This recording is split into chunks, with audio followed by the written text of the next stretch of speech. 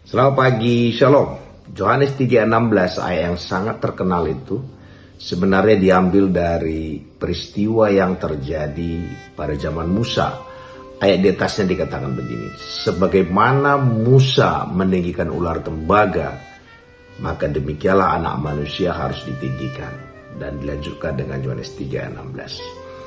Apa yang terjadi waktu Musa harus menaikkan ular tembaga? Pada saat itu orang Israel berdosa kepada Tuhan. Orang Israel bersungut-sungut kepada Tuhan. Dan Tuhan mengirimkan ular untuk mematok mereka. Dan orang Israel waktu mereka sekarat dipatok ular itu, semua mereka nyaris mati semua. Dan Tuhan perlu memberikan solusi buat masalah itu. Dan ternyata solusi buat masalah itu, Tuhan tidak menyembuhkan mereka dengan mengatakan sembuh, mati semua ular itu, tidak. Solusinya Tuhan suruh kepada Musa untuk menaikkan ular tembaga itu. Dan apa syaratnya? Syaratnya adalah setiap orang yang memandang ular tembaga itu, dia sembuh. Ilustrasi ini itulah yang dibuat dalam diri Tuhan Yesus. Maka orang sakit itu tidak ditanya kenapa dia sakit. Tidak juga ditanya bagaimana dosa dia. Tidak ditanya peristiwa kenapa dia sakit. Sepanjang matanya memandang tiang itu tadi yang ada ular tembaga, dia sembuh.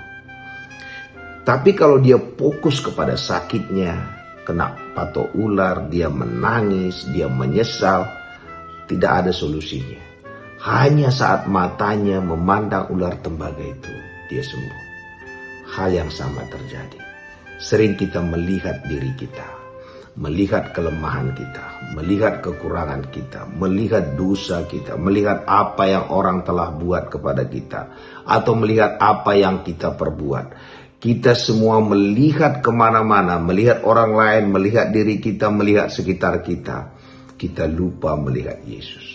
Pagi hari ini, apapun yang kita alami, apapun kesusahan kita, apapun tantangan kita, jawabannya hanya satu, memandang Yesus. Jadi sebelum masalah kita selesai, mereka-mereka yang memandang ular tembaga itu masih sakit kok. Tapi waktu mata mereka memandang ular tembaga itu, mereka sembuh.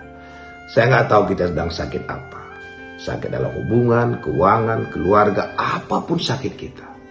Mari kita datang kepada Yesus. Mulai perkatakan Yesus buat semua sakit penyakit kita.